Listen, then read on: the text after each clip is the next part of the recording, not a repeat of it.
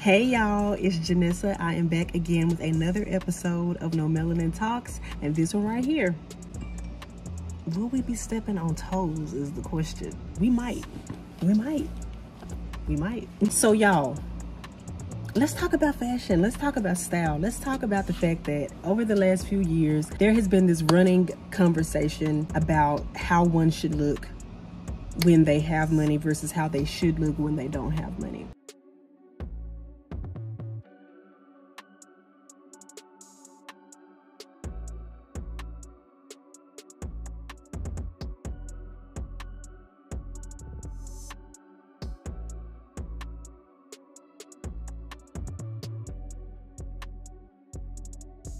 And if you have been around on social media for any amount of time, you've seen the comparisons of people like Mark Zuckerberg, Jeff Bezos, you know, all those billion-dollar men. Their clothes are compared so much because people feel that the way to show that you really have money or the way that you show you really have what you say you have is you don't have to wear it on your body all the time. Your actions, aka your money, your bank account, it speaks louder than your words. And so often the people who are supposed to not have that action backing them up, they are normally the ones who are billed as trying to be more than what they are. They really don't have it in the bank account, allegedly, but they go out trying to pretend as though they do through their wardrobe, through their attire, through what they drive, through their homes. It's this constant comparison. This battle has been going on for some time, and I want to know your thoughts on it. Do you agree that there is a desire or there is a commonness to flaunt what you don't have through your wardrobe or through what you drive or through what you live in, as opposed to those who really do have it? Do you feel like they're less interested in showing that they have money, or do you think it just depends on the person? Where do you fall? Where does your estimation or mindset go when it comes to this subject? Because for me personally, I feel like it just depends on the person and the way that they choose to dress. Let me separate it by saying this first. To me, style, I get that there is a definition for it, but I also feel like you as the person can define it for yourself. Like, style to me, if someone asks me, it's whatever you make it out to be, because what I like to wear, what I like to put on, what I like to drive or live in might not be the same thing for you. So I feel like it's left up to the individual, the way that they interpret their style. So say you do have someone whose net worth is $1 billion or $1 million.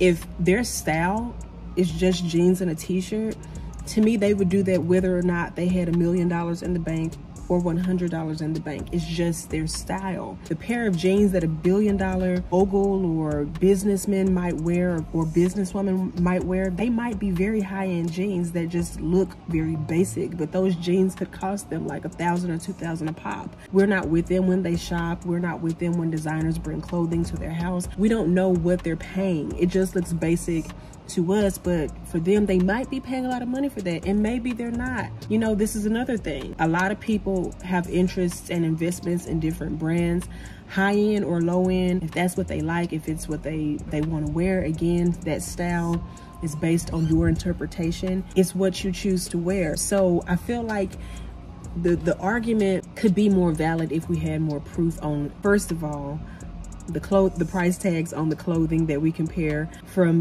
the big wigs, the big dollar money makers. We have to see exactly what they're paying for these basic level jeans and t-shirts before we say that they don't spend a lot of money on their clothes, because number one, we don't know that unless we know them personally or something like that. And secondly, style is relative to the individual. I like to dress up, and I also have days where I like to dress down, but I do like to dress up. But then you might have someone else who that's just not them completely. We're all different. So I see these comments, I see them being said, and I look and I want to know your opinion. I want to know your thoughts on it. I want to have a much more broader conversation on this than where we leave it at, because we have to compare way more variables than what we are willing to compare on this subject, because it's so much more to it. And because of the style, because it can be different, because everyone's style It's not the same. I feel like we should just not try to put a tag on what someone wears and then compare it to their bank account, because just like we don't know how much the multi-million-dollar, billion-dollar people are paying for their clothes, we don't know how much money is in someone's bank who isn't a big media tech or businessman or someone like that. You know, for a certain amount of their lives, their income is very public, what they make. You see them on Forbes and we see them on there, but for people who are just walking around every day, I don't care where they live. And that's another thing too. We judge people's bank accounts by where they live. And y'all, I have been talking and my timer has not been going.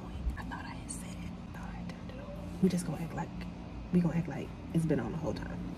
We're gonna do that. That's another thing. We judge people by the area that they live in. Oh, well, if you are from XYZ, if you're from the hood, or if you're from a low-income area, urban area, or if you live in this particular class system, well, then you shouldn't be able to afford a Louis Vuitton bag. What if that person has been saving up for that Louis Vuitton bag and they just didn't tell you? We put a lot of stock in knowing a lot about people that unless they reveal to us, unless they submit as though we are the IRS, unless they submit their tax documents to us, we don't know what someone can or cannot afford unless they have that conversation with us to let us know, hey, I don't have this. I really can't afford this. I really can't, you know, we don't know. So we base a lot of our opinions, to me sometimes, just off trying to be nosy, trying to be in other people's business, trying to figure out why this particular person is able to have this or have that, instead of being happy for them that they have it. And if it is a point where you know that this person is trying to live above their means to keep up with the Joneses or to fit in, then okay, we can have a conversation, because I don't believe that you should be trying to fit in with anyone by what you have or what you own or what you possess.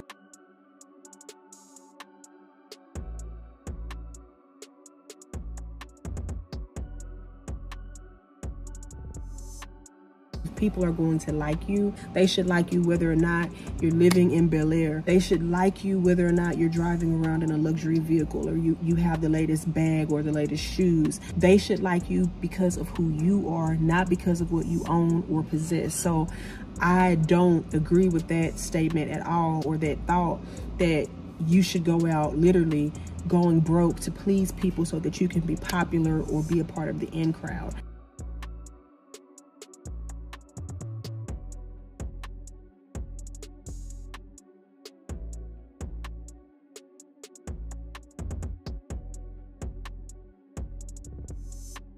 I don't subscribe to that. I don't believe in that. That is torture. That is demeaning. That is absolutely insane to do. And if you feel like you have to do that to be with people or to keep up with people, then the individuals that you're hanging with probably aren't your friends, because if they're trying to make you feel like you have to have what they have in order to sit with them, that's not the crew you want to be with. Hands down, that's not the crew that you want to be with. We want to be around real, authentic people. Real, authentic people. That's who we want to be around in 2023 going forward. So if you are hanging out with people like that, it's time to let them go. It's time to cut that cord, clip them, and let them go on about their way, and you go your way. Because there was a day and time where luxury and style was regarded to a certain people, a certain group, a certain class system. And if you didn't fit in that class system, if you were someone who came from poverty, you grew up in an impoverished neighborhood, your family didn't have a certain last name, you weren't seen in these areas, you weren't seen in these scenes, you weren't seeing it, you weren't seen, I almost sounded like I'm saying singing, but you weren't seen in the luxury shops, you weren't seen in Neiman Marcus or Nordstrom, you weren't seen in these places. But now over time, the way God has just blessed us all, people all over the world, he's opened up doors for people to go into these spaces and get these things and be able to purchase things that their grandparents worked really hard to ensure that they would be able to do, as far as living a life that afforded them the opportunity to make more money on their jobs. I'm not talking about illegal activity. I'm not talking about corrupt activity. I'm talking about well-rounded people who are out here working, paying their taxes, They are honoring God with their finances. They are doing the things that they need to do, and God has just blessed them and opened up doors for them to spend on things that they want. And a lot of people, in my opinion, have problems with that.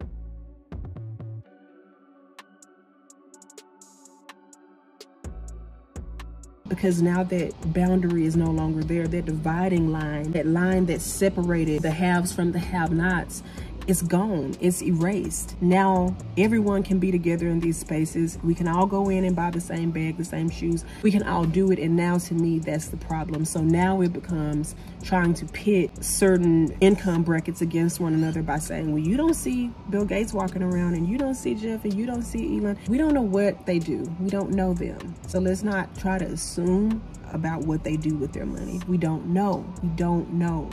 We don't. We don't know how much that t-shirt costs. We don't know how much those jeans cost.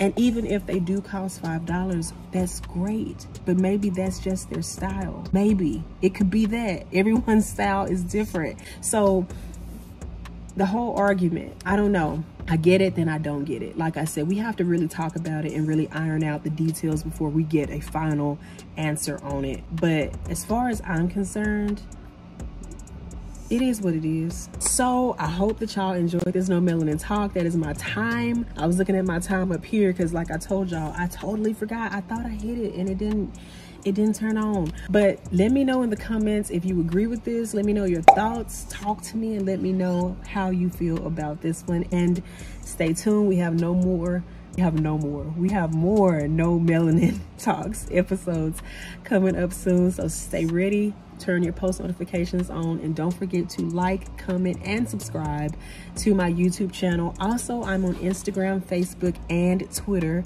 at No Melanin. So be sure to follow me there. In the meantime, have a fantastic day. I love y'all so much. I love y'all so much. Talk to you later. Bye.